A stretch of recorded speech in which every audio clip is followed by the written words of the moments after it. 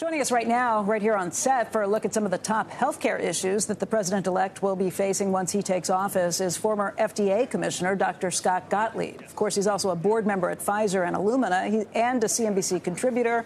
But Scott, thank you for being with us this morning. I mean, you know this administration. You served as the FDA head under the last Trump administration. What's going to be different this time?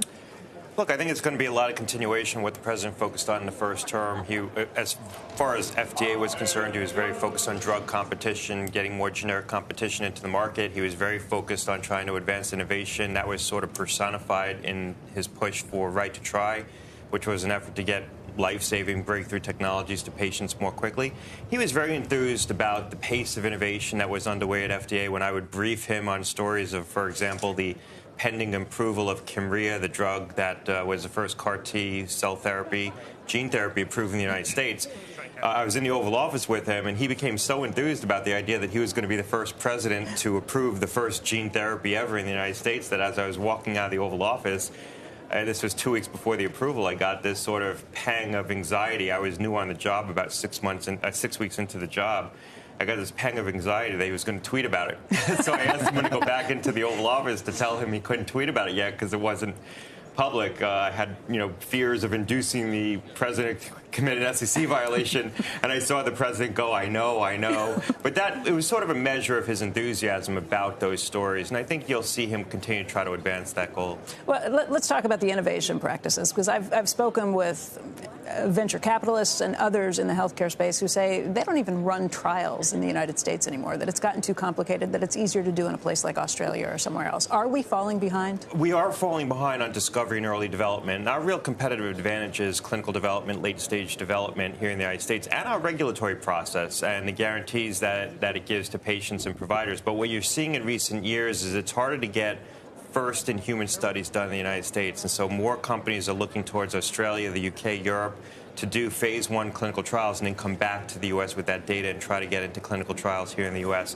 I think this is going to be an area of intense focus by the new administration because this has been a furtive problem that people now recognize. And to give you some measure of this, about 75% of all the applications to the oncology division at FDA right now, the investigational new drug applications. So these are applications requesting permission to start testing drugs for the first time in patients. 75% are from China. If you look back to 2019, 0% of the molecules licensed by large pharma companies were from China. Last year, it was 30% of all molecules licensed by large pharma companies came from China. So you're seeing early discovery work and early development work shifting to China because of the lower costs. So we need to focus on that. And I think there's things FDA can do to unburden. What are the solutions? And I will say part of this, we spoke with Albert Bourla earlier this morning. He said, look, there's a real penalty against the small molecule drug development at this point because of the patent, the shorter patent time that is protected there. Yeah, look, that's part of it. But you're also seeing companies licensing antibody drugs from China as well. So it's just the fact that doing discovery work is cheaper in China. If you have a target and you want to develop a molecule to hit that target, it's cheaper to do it in China than the U.S. And so we're seeing an offshoring of more of that work. That's capital that could be spent in Boston and San Francisco, now moving to China. I think one of the things FDA can do, and I do think the new commissioner is focused on this, he's been very thoughtful about this through his career, is try to make it easier to get into studies for the first time. So those first-in-human studies where FDA could put in place a lot of roadblocks that extends out the timeline 6 months or a year, even after you've done all the preclinical work in animal testing to prove, preliminary safety of a product. It's a very slow process, and that's where companies say, look, I'll just go to Europe, I'll go to Australia, get some clinical data, come back to the U.S., and then they'll do this more quickly once they see some human data. I think that there could be reforms in the process. I don't want to get into it right now. It's kind of weedy. But I think there's ways to reform that to make it easier to get those first-in-human studies.